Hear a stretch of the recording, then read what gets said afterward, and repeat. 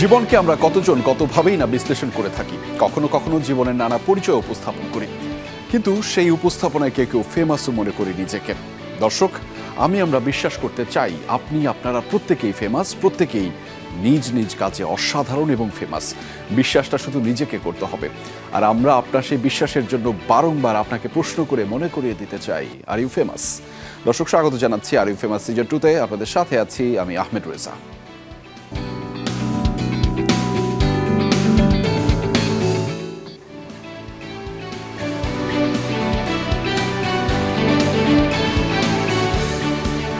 দর্শক, আর you famous মানে আপনাদের জন্য বিভিন্ন আয়োজন, নানান পর্ষা থাকে, উপকরণ থাকে। আমাদের সাথে বরাবর আমি যে শব্দটা বলি, আমাদের সাথে যুক্ত হন নানান সারথি। কিন্তু আজকে দর্শক, আমি বলতে চাই আমাদের সাথে যুক্ত হচ্ছেন কয়েকজন বন্ধুরা, কারণ এই বন্ধুদের কাজ নিয়ে আজকে মূলত আলোচনা।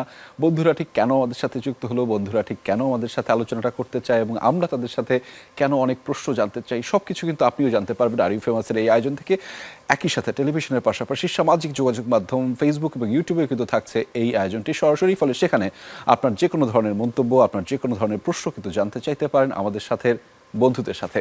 ফলে আজকে বন্ধুদের সাথে পরিচিত হয়ে নেই। আমাদের সাথে যে বন্ধুরা, প্রতিদিন আমি যে শব্দটি ব্যবহার করি সারথি, আজকে কিন্তু তার ব্যত্যয় ঘটেছে। আমাদের সাথে যুক্ত রয়েছেন বন্ধুরা। আমি আজকে বন্ধুদের সাথে আপনাদের পরিচয় করিয়ে দিচ্ছি। আমাদের সাথে রয়েছেন বন্ধু সাবরিন আজাদ, অভিনেত্রী। স্বাগত আপনাকে। কেমন আছেন? ভালো আছি, আপনি কেমন আছেন? আমিও ভালো আছি। আপনাদেরকে পেয়ে না ভালো থাকার কোনো উপায় নেই, বিশেষ করে বন্ধুরা যখন যুক্ত হয়। কেন বারবার বন্ধুরা বলছি, একটু পরে বলছি।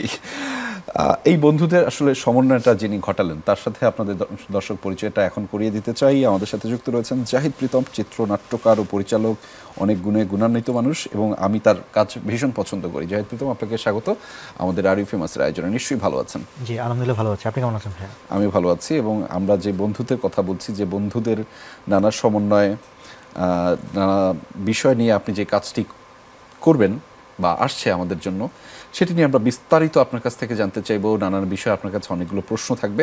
তবে আমাদের আয়োজনে খুব কমন একটি প্রশ্ন থাকে সাবরিন আজাদ, আপনাকে দিয়ে আমি প্রশ্নটা শুরু করতে চাই। সেই প্রশ্নটা হচ্ছে, are you famous? I am not famous. কেন নয়? আমি এখনো নতুন। আমি অভিনয় করছি অনেক দিন ধরে, কিন্তু মানুষের কাছে পৌঁছাচ্ছি বেশি দিন হচ্ছে না। মানে মানুষের কাছে পৌঁছেছি তত বেশি দিন হচ্ছে না। আর এখন যে কাজগুলো করছি, ওই কাজগুলোর মাধ্যমে হয়তো মানুষ আমাকে চিনছেন, কিন্তু ফেমাস হতে পারিনি এখনো পর্যন্ত। কিন্তু আমরা সাবরিন একটা কথা বলেছি, যে কথাটা হচ্ছে যে আমরা বিশ্বাস করি এই পৃথিবীতে প্রত্যেকটা মানুষ অসাধারণ, শুধু তার কাজের মাধ্যমে সেটা নিজেকে বিশ্বাসটা করতে হবে। আপনি কি বিশ্বাস করেন? সাবরিন কি মনে করে যে আচ্ছা, আমি আমার কাজ দ্বারা প্রভাবিত করতে পারি মানুষকে? ধরেন আপনার যে কোনো একটা কাজ যখন কেউ একজন দেখে প্রভাবিত হলো, সে মজা পেল, কাঁদলো, হাসলো, এটা তো আসলে কোনো একটা মানুষের উপরে ইম্প্যাক্ট ফেলে। হ্যাঁ, ফেলে। ফলে সেই কারণে আমি আপনাকে অবশ্যই ধরে নিতে পারি যে আমরা ফেমাসের যে সংজ্ঞায়ন বলছি, ডেফিনেশন বলছি, সেই জায়গা থেকে সাবরিন আজাদ অবশ্যই ফেমাস। এবং তার কাজটা চলমান থাকুক। সেই চলমান থাকায় আমাদের যে বন্ধুরা আরও যুক্ত হবেন। দর্শক, আমাদের সাথে আরও একজন বন্ধু যুক্ত হয়েছেন। আমি আবারও বলছি যে বন্ধু বিশেষায়িতভাবে, এবং যার কাজ আসলে প্রভাবিত করছে আপনাদেরকে, যার কাজ অনুপ্রেরণা দিচ্ছে এবং ভালো লাগা তৈরি করছে আপনাদের সাথে। আমাদের সাথে যুক্ত রয়েছেন আয়েশা খান, অভিনেত্রী। স্বাগত আপনাকে আমাদের আর ইউ ফেমাসের আয়োজনে। নিশ্চয়ই ভালো আছেন? আসসালামু আলাইকুম। জি, আলহামদুলিল্লাহ আমি অনেক ভালো আছি, এবং অনেক দিন পর ফ্রেন্ডজি টিমের দুজন মানুষের সাথে দেখা হয়েছে, so felt happy. Thank you, আপনি আমাদেরকে সময় দিয়েছেন, এবং খুবই তাড়াহুড়ো করে, একটু যানজটের কবলে পড়ে তারপরে হুটহাট করে ঢুকে পড়া। আপনি একটু আপাতত বিশ্রাম নিন, বিশ্রামের কয়েক সেকেন্ড সুযোগ আছে। সেই ফাঁকে আমাদের একটা প্রশ্ন আছে জাহিদ প্রীতম আপনাকে। আর ইউ ফেমাস?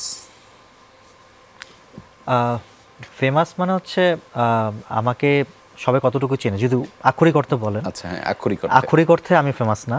কারণ হচ্ছে আমার কিছু দর্শন আছে, আমার কিছু ফিলোসফি আছে, এবং আমার কিছু যেমন আমাকে নিয়ে আজকে যখন পোস্ট দেওয়া হলো সোশ্যাল মিডিয়াতে, আপনাদের পোস্ট আমি দেখছিলাম, সো আমাদেরকে নিয়ে লিখছিল যে চিনি না, হয়তো টিকটকার, বা ওদেরকে আমরা তো কখনো দেখি নাই।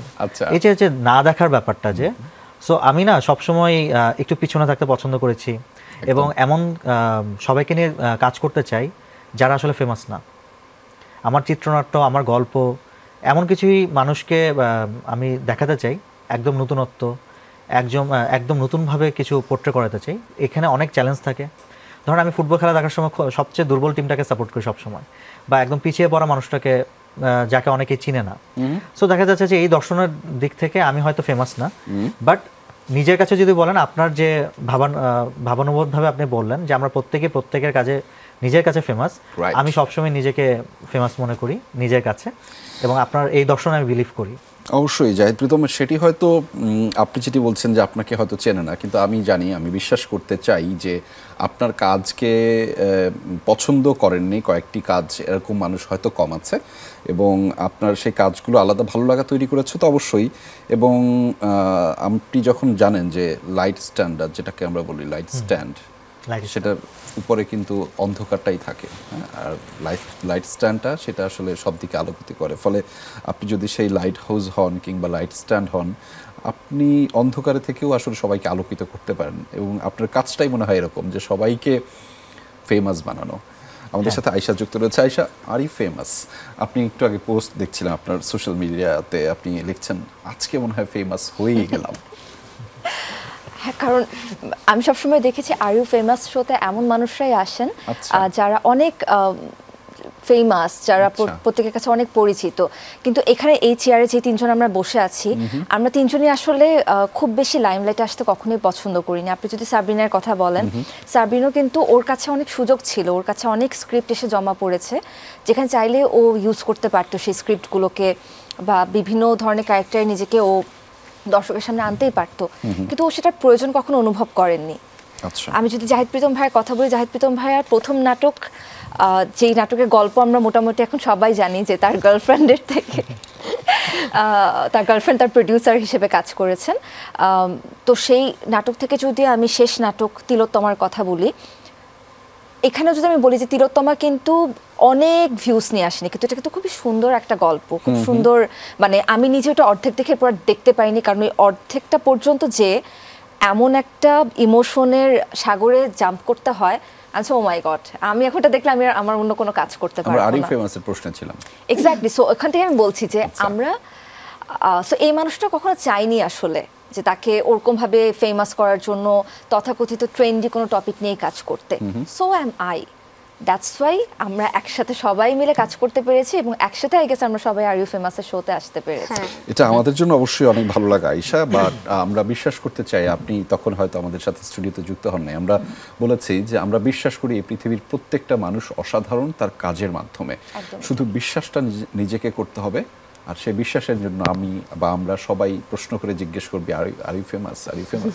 এটার মানে এটা না যে আপনাকে আমরা প্রশ্নবিদ্ধ করছি, এটার মানে হচ্ছে যে আপনি কাজটা করে যাচ্ছেন তো কাজটা চালিয়ে যাচ্ছেন তো। সো আমরা আসলে রূপক অর্থে রূপকভাবে বলছি। তবে আমরা প্রতিদিন, আমি এই শোটা শুরু করি যে আমাদের সাথে যুক্ত হয়েছেন কয়েকজন সারথী, আজকে শুধুমাত্র আমি বলেছি প্রথমবারের মতো যে আমাদের সাথে যুক্ত হয়েছেন কয়েকজন বন্ধু, এবং জাহিদ প্রীতম আপনাকে দিয়ে শুরুটা করতে চাই যে আর কয়েকটা দিন পরেই সেই বন্ধুদের নিয়ে একটি কাজ আপনার আসছে, ওয়েব সিরিজ বলছেন আপনি সেটি, এবং সেটির বিস্তারিত যদি আপনি আমাদেরকে একটু জানাতেন। যদি ফ্রেন্ডজি কথা বলেন তাহলে ফ্রেন্ডজি বের হয়ে গেছে নভেম্বর 20 তারিখে। জি, আচ্ছা, এটা হচ্ছে বিঞ্জের ওটিটিতে দেখা যাচ্ছে। জি, তো চলে আসার পর থেকে কাজটি নিয়ে অনেক বেশি আলোচিত হচ্ছে, সবাই খুব ভিন্ন ধরনের একটা কাজ দেখতে পেরেছে। এটা তো যারা দেখছে তারা সবাই বন্ধুত্বের নতুন সংজ্ঞা পেয়েছে। এটা এটা এটা দেখে আমার ভালো লাগছে যে বন্ধুত্বকে নতুনভাবে ইয়া করছে আর কি। সো দেখা যাচ্ছে যে আমি আসলে বন্ধুত্বের গল্প তো অনেক দেখা হয়েছে আমাদের, দেখা যাচ্ছে যে বন্ধুত্বের জন্য কি বলে, বন্ধুদের মধ্যে ঝগড়াঝাটি, তারপর হচ্ছে বন্ধুদের মধ্যে অনেক খুনসুটি চলে। সো আমি এগুলোকে বাদ দিয়ে আমি দেখালাম যে বন্ধুরা আসলে কি কি আমাদের জীবনে যে চলার পথে যে প্রবলেমগুলি ফেস করতে হয়, বন্ধুরা কিভাবে আমাদেরকে আসলে সাপোর্ট দিতে পারে, শুধুমাত্র বন্ধুরাই কিভাবে আপনাদেরকে কি বলে যে কোনো বিপদ থেকে আপনাদেরকে উদ্ধার করতে পারে। সো আমার কাছে মনে হয় যে বন্ধু টার্মটা আমার খুব পছন্দের। আচ্ছা, যেমন আল্লাহ সবসময় তার নবীকে বন্ধু বলেছেন। তো বন্ধু খুবই পবিত্র একটা জিনিস, বন্ধুত্ব সবাই বন্ধু হতে পারে না, আর আমার কাছে মনে হচ্ছে শুদ্ধ বন্ধুত্বটা প্রয়োজন। তো ফ্রেন্ডজিটাই ছিল হচ্ছে পুরো শুদ্ধ প্রেমের গল্প, শুদ্ধ বন্ধুত্বের গল্প। গল্প। হ্যাঁ, সো সো বন্ধুত্বটাই বেশি, এরপর বন্ধুত্বের জীবনে চড়াই উতরাই তো আছেই, এবং বন্ধুদেরকে নিয়েই আমি ফ্রেন্ডসিটা দেখাতে চেয়েছিলাম যে একটা ক্যারেক্টার বিল্ড আপ শো, এবং ফ্রেন্ডসের সিজন 2-তে হয়তো এই বন্ধুত্ব নিয়ে আরও এগিয়ে যাবো আর কি। আমি মনে হয় আপনাকে একটা ভুল তথ্য দিয়ে শুরুটা করেছিলাম, যেটি হচ্ছে যে মানে আসছে বা এরকম বিষয়টা আমি বলার জন্য ভুল বলে ফেলেছি, আমি সেজন্য আন্তরিকভাবে দুঃখিত। কিন্তু ব্যাপারটা এরকম না যে আমি জানতাম না, কিন্তু বলতে বলতে ভুল বলে ফেলেছি। আমি যেটি আপনার কাছে জানতে চাই, বন্ধুদের মধ্যে বেশ কিছু ঝগড়া হয়, আমি একটু আয়েশা খানের কাছ থেকে যে রিয়েল বন্ধুত্বের যে ঝগড়াটা সেইটা কেমন সেটা একটু জানতে চাই। আমার প্রথম কথা, বন্ধু অনেক কম, আমার মনে হয় আমার ফ্রেন্ড লাক খুবই বাজে। তার জন্য আমি যেটা করি, সবার সাথে আমি বন্ধুত্বপূর্ণ সম্পর্ক মেনটেন করার চেষ্টা করি, এবং এটা খুবই থাকে না যে জেনে বুঝে আমি করি এটা। যেমন আজকের কথাই যদি বলি, আমি আস্তে আস্তে আমার ইয়ারিংস ফেলে এসেছিলাম, সো আমি আস্তে আস্তে আমি সাবরিনকে বললাম, সাবরিন প্লিজ আমার জন্য ইয়ারিংস নিয়ে আসো। সো আমাদের মধ্যে আসলে এতটুকু বন্ধুত্বপূর্ণ সম্পর্ক আছে দেখে কিন্তু ওকে আমি এটা বলতে পেরেছি, বা ও কোনো একটা ইনফরমেশন জানতে হলে আমাকেও বলতে পারে, বিকজ অফ আমাদের মধ্যে ওরকম একটা সম্পর্ক রয়ে গেছে। সো অ্যাকচুয়ালি আপনি যেটা বলছেন যে বন্ধু হলে যে ঝগড়া বা বিবাদ, আমি না সেটা কখনো ফেসই করিনি আমার লাইফে, টু বি অনেস্ট। কারণ আমি ওরকম গভীর সম্পর্ক কখনো কারোর সাথে করিনি বন্ধুত্বের জায়গার থেকেও। সো এটার জন্য আমি এই জায়গা থেকে সেফ মুডে থাকি। কিন্তু এমন হয়েছে যে আমার দুটো ফ্রেন্ডের মধ্যে ঝগড়া হয়েছে, ওরা দুজনেই আমাকে দুটো ভিন্ন টাইমে ফোন দিয়ে বলছে, তাই এটা হয়েছে। আশা খুব ভালো ম্যানেজার। হ্যাঁ, আমি I am a very good listener first of all. So আমি খুব মানে শুনি, ধৈর্য ধরে ওদের কথা শুনি, দেন আচ্ছা ঠিক আছে, কাম ডাউন, এটা ঠিক হয়ে যাবে, 2টা দিন টাইম দাও, ওকে 2টা দিন ওকে অ্যাভয়েড করো, ঠিক হয়ে যাবে, ও বুঝতে পারবে ওর লাইফে তোমার ইম্পর্টেন্স কি। শুনে আই ডোন্ট থিংক সো যে বন্ধুরা মানবে বা হ্যাঁ, আমার ফ্রেন্ডরা সবাই আন্ডারস্ট্যান্ডিং ছিল, আমি ওই মানুষগুলোকে খুব বুঝে শুনে চুজ করেছি আমার লাইফে। আচ্ছা, সাবরিনা জাহাদ, আপনার জায়গাটা থেকে একটু বন্ধুত্বের ব্যাপারটা কেমন? এই যে আমরা এতক্ষণ আলোচনা করলাম, বন্ধুত্ব মানে একটা বিশেষ ভাব। জাহিদ প্রীতম বলছে যে বন্ধুত্ব তার কাছে শব্দটাই একটা বিশেষ। আপনার কাছে বন্ধুত্ব আসলে কেমন? আমার কাছে বন্ধুত্ব অনেক বেশি মিনিংফুল এবং অনেক বেশি ইম্পর্ট্যান্ট আমাদের লাইফের জন্য। যেমন আমি আজকে আসলে যেখানে এসেছি, বা আমি যে এভাবে সবার সামনে কথা বলতে পারছি, বা আমার কাজ মানুষ আসলে দেখছে, জানছে, এইটার পেছনে আমার বন্ধুদেরও অনেক অবদান আছে। যেমন আমি যখন কাজ শুরু করছিলাম, আমার বাড়ি চট্টগ্রামে, আমি চট্টগ্রামের মেয়ে। প্রভাবশালী চট্টগ্রাম, সেটা বলেন। হ্যাঁ, আমি প্রভাবশালী চট্টগ্রামের মেয়ে। সো আমি যখন চট্টগ্রাম থেকে ঢাকায় আসি কাজ করার জন্য, তখন আমার বন্ধুরাই হচ্ছে আমাকে, আমার বান্ধবী আছে একজন, ওনার নাম হচ্ছে অরিন। অরিনই হচ্ছে তার বাসায় আমাকে থাকতে দেয়, এবং আমি তার বাসায় থেকে কাজ করতাম। তার বাসায় থেকে কাজ করা হয়, সে আমাকে যে পরিমাণে হেল্প করেছে, ওই হেল্পটা যদি আমি না পেতাম, তাহলে শুরুর দিকে যে সমস্যাগুলো হয়, যে স্ট্রাগলগুলো হয়, তখন আমি ওটা ম্যানেজ করতে পারতাম না। সো বন্ধুত্ব আসলে আমার জন্য বন্ধুত্ব খুবই মিনিংফুল এবং খুব ইম্পর্ট্যান্ট আমাদের লাইফে। এবং সেই মিনিংফুলের জায়গার মধ্যে মনে হয় আমরা অরিনের কথাও জেনে নিলাম, যে ঢাকায় এরকম আসার পরে অনেক অরিন, অনেক সাবরিন আজাদকে সাপোর্ট দেয়, এবং সেটা কন্টিনিউয়াসভাবে ক্রমান্বয়ে চলছে সেই গল্পটা। আমি যদি একটু বলি যে আপনাদের এই কাজটা আসলে ফিডব্যাকটা কেমন পেয়েছেন করার পরবর্তীতে? জাহিদ প্রীতম, আপনাকে দিয়ে শুরুটা করতে চাই, কি হয়েছে, কি বলেছে? আমি জানি যে আপনার কাজগুলো নিয়ে মানুষজন একটু বিশেষভাবে বলে বা বলতে চায়, সেটার মধ্যে নানান ধরনের উপকরণ থাকে, কেমন ফিডব্যাক পেয়েছেন? আলহামদুলিল্লাহ ভালো। আমার কাজগুলোর মধ্যে আমার কিছু সিলেক্টিভ দর্শক আছে যারা কাজের জন্য অপেক্ষা করে, এবং বছরে 2টা বা 3টা কাজ বের হয়, এবং কাজগুলি বের হলে ব্যাপক মানে কাজ ঘোষণা দেওয়ার সাথে সাথে একটা আলোচনা শুরু হয়, এবং কাজ বের হওয়ার পর অনেক আলোচনা হয়। এই জন্য আমি খুব লাকি যে আমার দর্শকরা অর্ধেক আমার, যারা আমাকে চেনে না বা যারা আমার কাজের সাথে অভ্যস্ত না, প্রতিটা কাজের পরপরই দেখি যে নতুন কিছু দর্শক হয়। যেমন তিলোত্তমা ছিল বিষণ্ণ প্রেমের গল্প, বুক পকেট ছিল শুদ্ধ প্রেমের গল্প, প্রেম ভিত্তিক কাজ করেছি।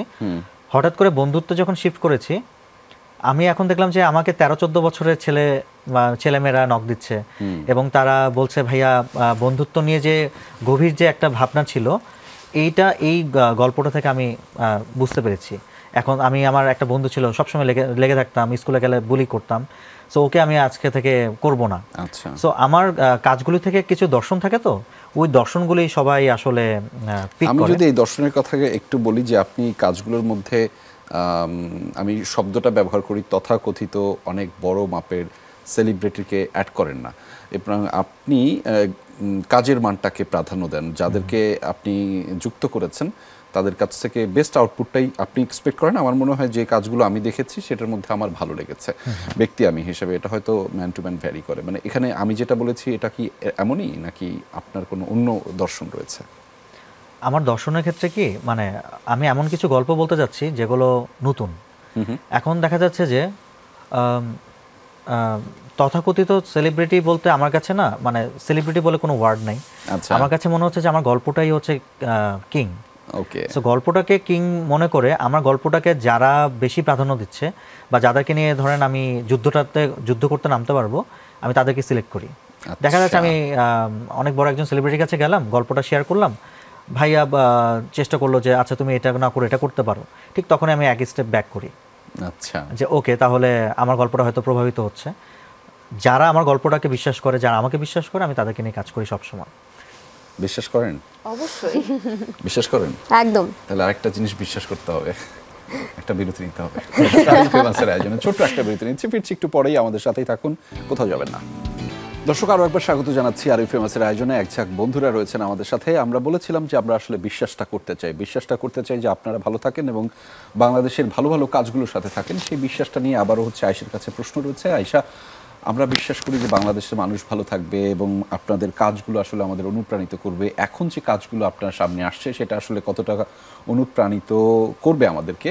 একই সাথে আমি জানতে চাই আপনার যে কাজের দিনলিপি, আমরা বিরতিতে বলছিলাম যে একটা গল্প, একটা কাজ আপনাদের সবাইকে আলাদা করে দিয়েছে, ব্যস্ত করে দিয়েছে।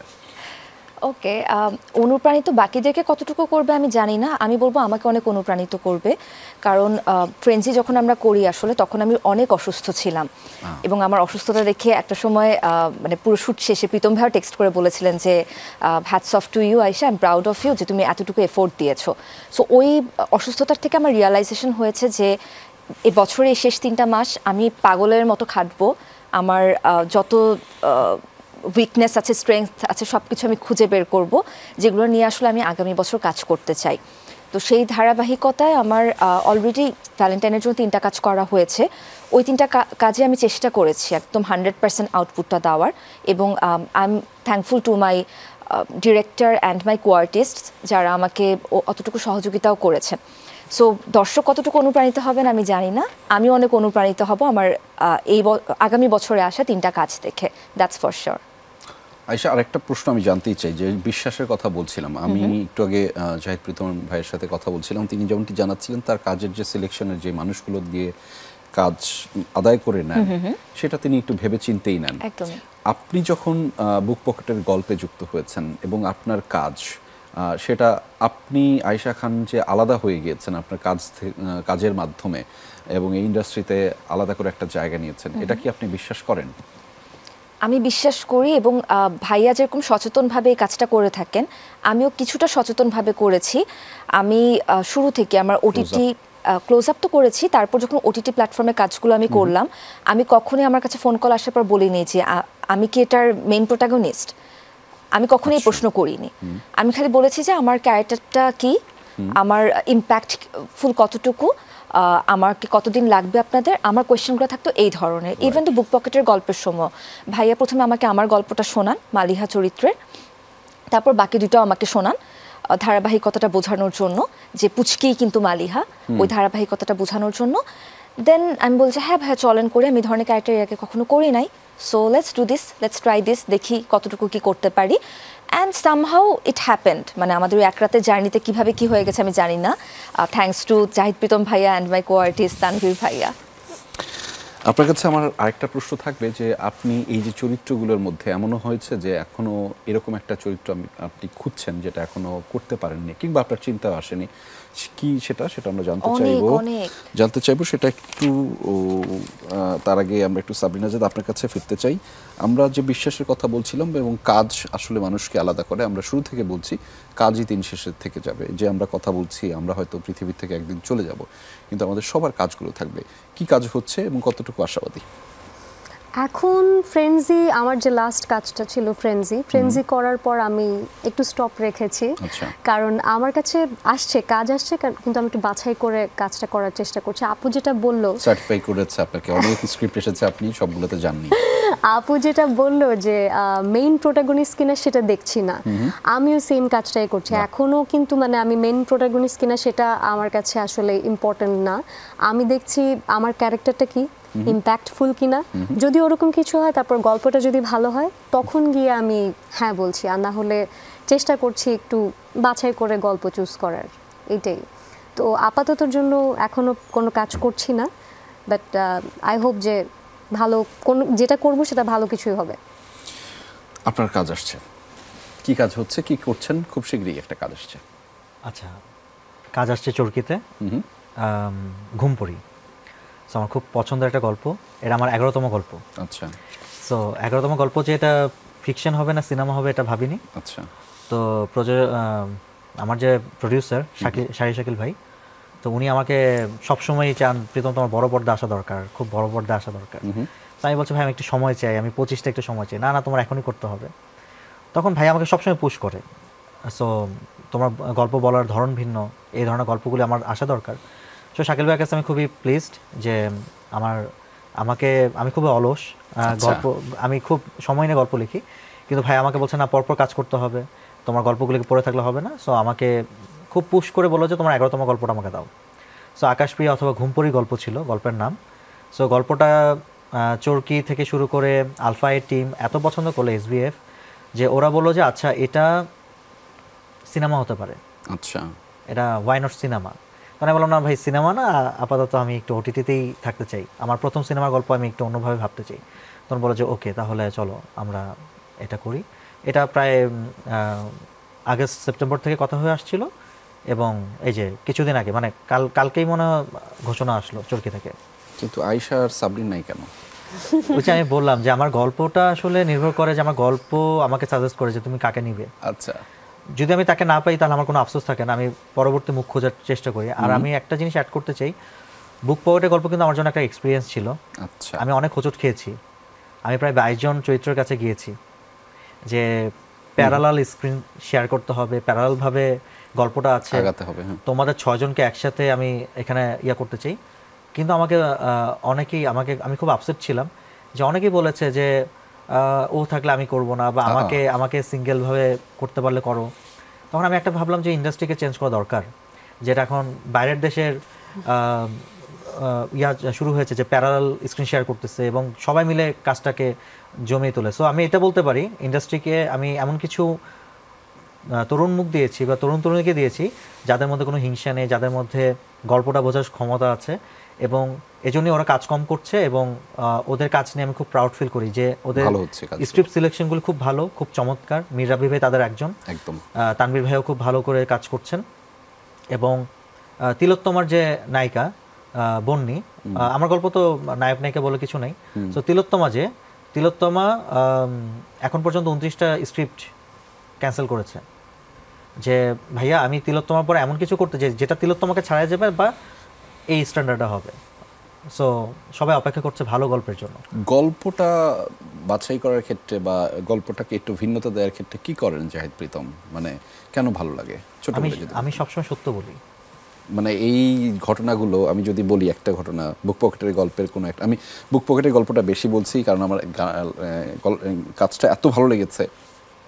এর মধ্যে কোনো ঘটনা কি আপনার জীবনের বা আপনি দেখেছেন?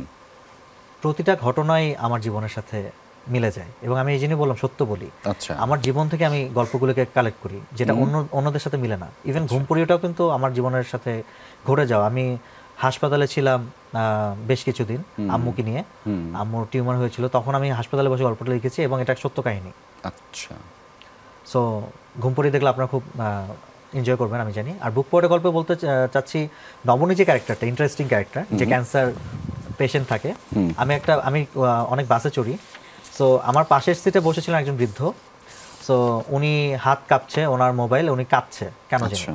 তো উনি আমাকে বললো একটা নাম্বার ডায়াল করে দিতে। আমি তাকে নাম্বার ডায়াল করলাম, সে তার মেয়েকে ফোন দিছে, এবং সে তার মেয়েকে বলতেছে যে রিপোর্ট তো মনে হয় ভালো আসে নাই, আমার তো মনে হয় ক্যান্সার না কি হয়েছে, ডাক্তারের কথা তো বুঝি না।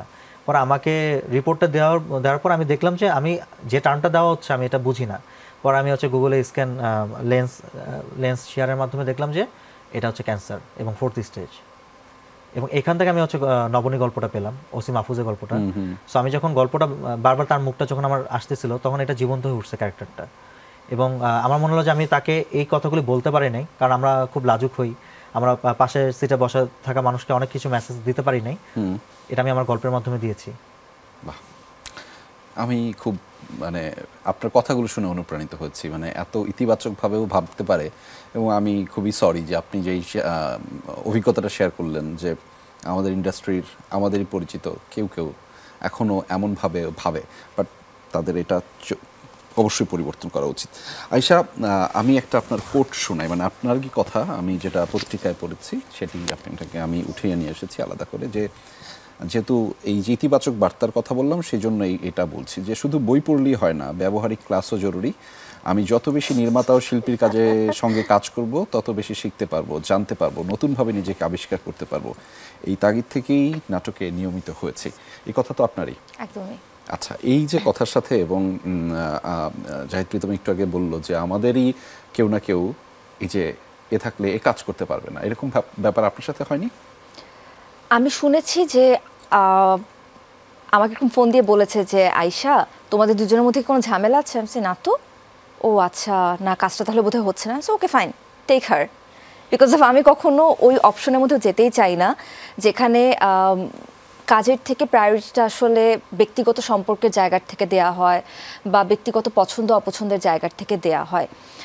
ইনফ্যাক্ট বুক পকেটের গল্পটা আমি প্রায় এখন বলি, একটু দুষ্টামি করেই বলি বা আফসোস থেকেই বলি যে আমাকে কিন্তু মালিহা চরিত্রের জন্য ভাইয়া সিলেক্ট করেন নাই। ভাইয়ার কিন্তু যখন আমাকে ভাইয়া ভেবেছিলেন বুক পকেটের গল্পে নেবেন, তখন সেখানে অন্য দুটো চরিত্রের জন্য অন্য দুজন কাস্ট ছিল, বাট সেখানেও তাদের স্কেজুল পাওয়া যাচ্ছিল না, আর এই ধরনের কোনো একটা ইস্যু থাকার কারণে কিন্তু হয়নি।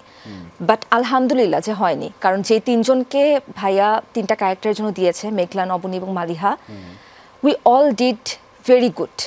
আমরা সবাই সব জায়গা থেকে অ্যাপ্রিসিয়েট হয়েছি। আমরা একটা কাজের মাধ্যমে সবাই আরও 10টা কাজ করার সুযোগ পেয়েছি। সো এই ধরনের জটিলতা না আমার কাছে অ্যাকচুয়ালি আমি গায়ে মাখাই না, উল্টা আমাকে এমনও হয়েছে যে ডিরেক্টর আমাকে ফোন দিয়ে বলছে আয়েশা এখানে তো 2টা মেয়ে ক্যারেক্টার আছে, বলো তো কাকে নেওয়া যায়, ভাই ওকে নিয়ে দেখতে পারেন, ভাই ওকে নেন, তাকে নেন। আমি উল্টারও সাজেস্ট করি। ইভেন তো গতকালকেই একজন নির্মাতার সাথে কথা হচ্ছিল একটা নতুন কাজ নিয়ে, আমি একটু পরে উচ্ছ্বসিত হয়ে বলছিলাম যে ভাইয়া এই আপুটাকে নেন, ভাইয়া ওই আপুটাকে নেন, ভাইয়া ওকে নেন, তাকে নেন। আমার কাছে মনে হচ্ছে এই ক্যারেক্টারটা উনি ভালো প্লে করতে পারবেন।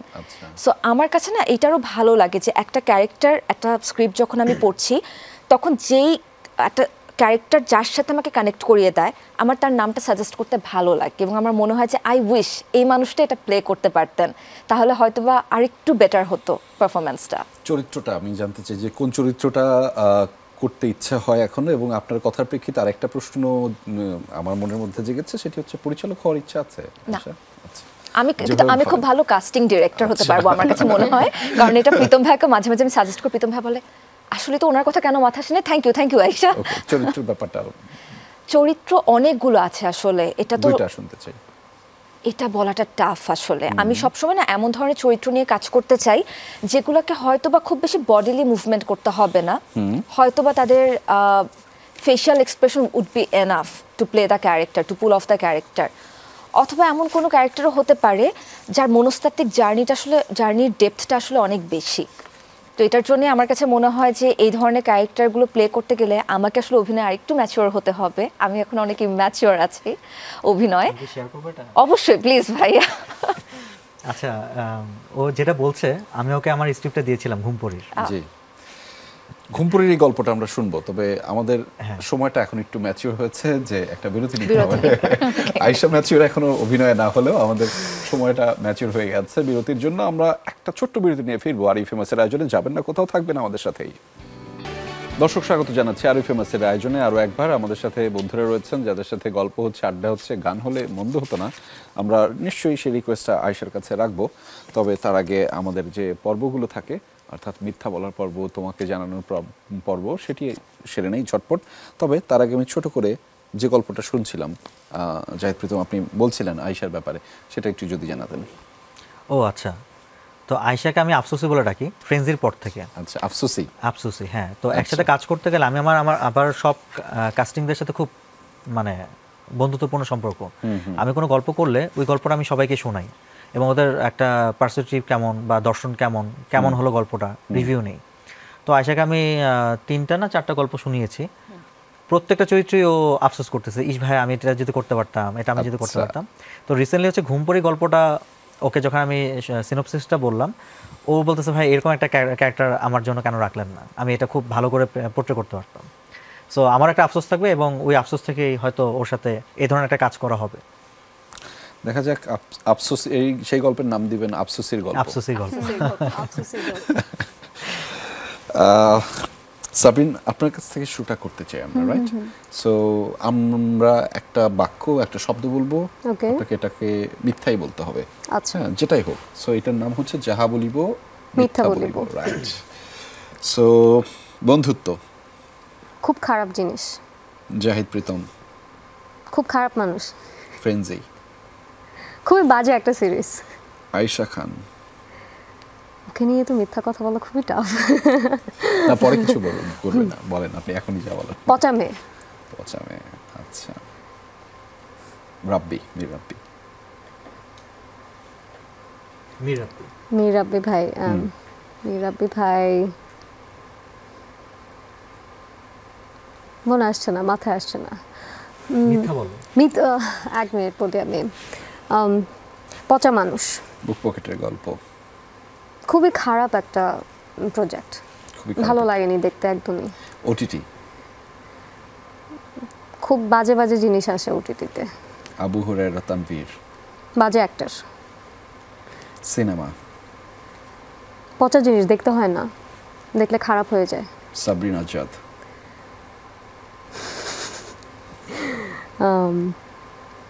ভালো না। আচ্ছা, দীপা খন্দকার অহংকারী। শাহেদ আলী অহংকারী। আচ্ছা, অহংকারী, দুজন অহংকারী মানুষ একসাথে বাস করে, রাইট? আচ্ছা, এটা আমরা বলে দিলাম। জাহিদ প্রীতম, আপনার কাছে আমরা ফিরতে চাই। যাহা বলিব মিথ্যা বলিব, ওকে? সো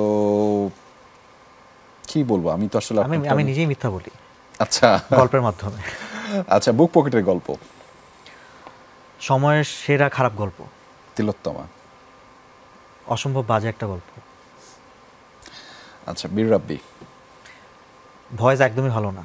আয়েশা খান একদমই কোনো আফসোস নেই পৃথিবীতে, ও সব কিছুর জন্য পারফেক্ট। ফ্রেন্ডজি overrated show. বন্ধুত্ব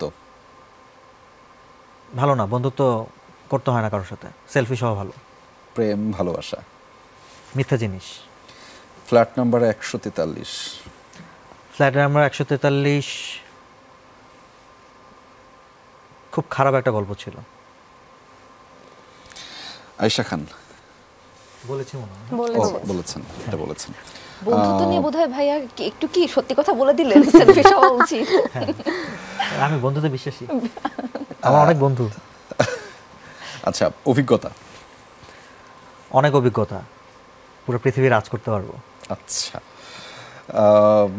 আমরা যদি নিশু ভাইয়ের কথা বলি। নিশু ভাই একদমই অ্যাক্টিং পারে না। আচ্ছা, ঠিক আছে, থ্যাংক ইউ। বাট সিনেমা মানুষকে মিথ্যা গল্প বলে, মিথ্যাভাবে বাঁচতে শেখায়। ওটিটি অনেক মানুষ দেখে।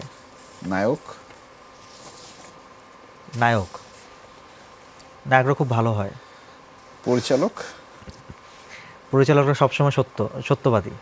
আচ্ছা, আয়েশা খান, ফিরতে চাই আপনার কাছে। একটা প্রশ্ন আমি যখন গুগলে করেছি, সেই প্রশ্নটা আমি করেছি, এখানে পেয়েছি। প্রশ্নটা আমি হুবহু নিয়ে এসেছি, এখানে লেখা আছে, প্রেমে পড়েছেন?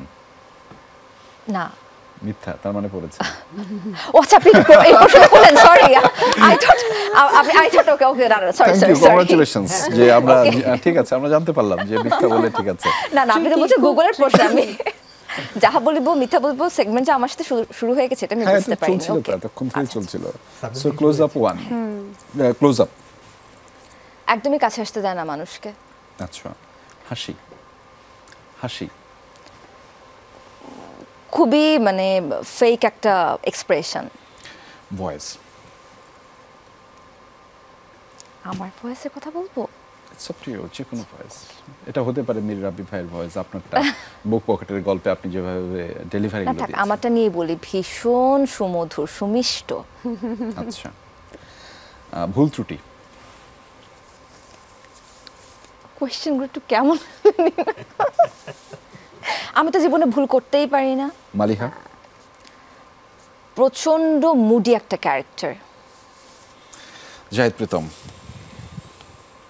প্রচন্ড মুডি ডিরেক্টর। সাবরিন আজাদ। ওর সাথে তো কথাই বলা যায় না, এত অ্যাটিটিউড। হলুদ পাঞ্জাবি। খুবই বিচ্ছিরি দেখতে, মানে কালারটাই তো এত জঘন্য। ফ্রেঞ্চি। এটা আবার কোনো ওয়েব সিরিজ হলো? খুবই বাজে। বুক পকেটের গল্প। খুবই পচা নাটক। আয়েশা খান। ভীষণ ফেক একটা মানুষ। থ্যাংক ইউ আমাদের সাথে যুক্ত হওয়ার জন্য। আমরা নতুন একটা তথ্য পেলাম আয়েশা খানের কাছ থেকে শুধুমাত্র। তবে আমাদের আরও পর্ব রয়েছে, সেটি হচ্ছে তোমাকে জানাতে, এবং সেটি হচ্ছে আমাদের অতিথিরা চিঠি লিখবেন যে পৃথিবীর যে কোনো ব্যক্তি এবং বস্তুর উদ্দেশ্যে। সাবরিন আজাদ, আপনার চিঠিটা কি আমি লিখেছেন? এখনো লিখতে পারিনি, ওনারা দুজন লিখেছে। ও আচ্ছা, তাহলে এক বাক্যে একটা কোনো আপনি লিখতে থাকেন, আমরা শুনে আসি। জাহিদ প্রীতম এক বাক্যের একটা চিঠি লিখে ফেলেন। জি, আমি জাহিদ প্রীতমের চিঠিটা শুনি। আচ্ছা, মানুষ অপেক্ষায় বাঁচে, অপেক্ষা বাঁচে আশায়। আমি আশায় আছি, বাবা তোমায় দেখবো বলে, প্রিয় বাবা। ওকে, আমার কাগজটা ভুলবশত আমি ওখানেই রেখে দিয়েছি। আচ্ছা, একদম শেষের কাগজটা। একদম শেষে? একদম শেষের কাগজটা। হ্যাঁ হ্যাঁ হ্যাঁ, পেয়েছি। আরে হাতের লেখা তো সুন্দর। অনেক সুন্দর। ওদের কলমটা একটু কেমন জানি, নাচতে না জানলে উঠান বাঁকা আর কি। একদম। আচ্ছা, উৎসর্গ কাকে সেটা আমি বললাম না। ঘরে ফেরার পর একটা উষ্ণ অভ্যর্থনা অনেক জরুরি। সেই উষ্ণ অভ্যর্থনা পাওয়ার অপেক্ষায় বছরের পর বছর পার করছি। হয়তোবা একদিন সারাদিনের ব্যস্ততা শেষে নিজ হাতে চাবি দিয়ে দরজা খোলার পর একটা সুন্দর হাসি, একটা উষ্ণ অভ্যর্থনা আর কোমল স্বর শুনতে পারবো। এত গভীর কেন আয়েশা? আমরা কি এক বাক্যের চিঠিটা শুনতে পারবো? আমাদের হাতে একদম কম সময় নেই। অবশ্যই একদম এক বাক্যে। আমরা আয়েশার গান শুনতে শুনতে আমাদের আয়োজন শেষ করব। আমি ওকে, গান গাইতে পারি না, গান গাইতে পারি সাবরিন আজাদ। আপনি সব ইনফরমেশন দেখি মিক্স করে এক ফেলছেন। বাক্যের। তোমাকে ধন্যবাদ এভাবে পাশে থাকার জন্য। মানে খুব short but smart. Thank you so much আমাদের সাথে যুক্ত হওয়ার জন্য। এক বাক্যে যদি দর্শকদের উদ্দেশ্যে কিছু বলতে চান, সাবরিন আজাদ। ওকে, আপনারা যারা এখনো ফ্রেন্ডসই দেখেননি, দেখুন, আমাদের জানান কেমন লেগেছে। অনেকে দেখে ফেলেছে, আমাদেরকে জানিয়েছে, বাট যারা এখনো দেখেননি দেখুন এবং জানান আমাদেরকে কেমন লেগেছে। আমার মতো যারা দেখেনি তাড়াতাড়ি দেখে ফেলেন। জাহিদ প্রীতম। ফ্রেন্ডসই তো দেখেছেন, এখন আমার ভ্যালেন্টাইনটা একটু অন্যভাবে রাঙাতে চাই ঘুমপুরির মাধ্যমে। ঘুমপুরি হচ্ছে সেই গল্প যে আপনাদের ঘুম কেড়ে নেবে ইনশাল্লাহ। আমরা আজকে ঘুমপুরি নিয়ে কম কথা বলেছি, কারণ হচ্ছে যে সব কিছু প্রকাশ করতে নেই। আয়েশা খান। আমি ফ্রেন্ডসি বা ভয়াল কোনোটারই দাওয়াত দিব না। আমি শুধুমাত্র একটা অনুরোধই করব, সিজন চেঞ্জ হচ্ছে, সো অবশ্যই সবাই যখন বাইরে বের হবেন গরম পোশাক পরে বের হবেন, কারণ আপনি ভালো থাকলে আপনার পরিবার, আপনার ফ্রেন্ড সার্কেল, আপনার কাছের মানুষগুলো ভালো থাকবে। সুস্থতা অনেক জরুরি। কারণ আপনি ভালো থাকলে আয়েশা খান ভালো থাকবে, আয়েশা খান ভালো থাকলে শাহরুখ খান, সালমান খান, সবাই ভালো থাকবে। ধন্যবাদ আমাদের সাথে যুক্ত হওয়ার জন্য সাবরিন আজাদ, জাহিদ প্রীতম এবং আয়েশা খান। আপনারা মূল্যবান সময় দিয়েছেন, আমরা কৃতার্থ আপনাদের কাছে। দর্শক, আয়েশা খানের কথাটা দিয়ে শেষটি করতে চাই। আসলে আপনার ভালো থাকা জরুরি। আপনি যদি ভালো থাকেন তাহলে পাশের মানুষটিকে ভালো রাখতে পারবেন, আর পাশের মানুষটি ভালো থাকলে কিন্তু পুরো বাংলাদেশ ভালো থাকবে। আর বাংলাদেশ ভালো থাকলে আমরা জিতে যাই, আমরা জিতে গেলে আপনি জিতে যান। থাকবেন আমাদের সাথেই, ভালো থাকবেন। দেখা হবে অন্য আয়োজনে।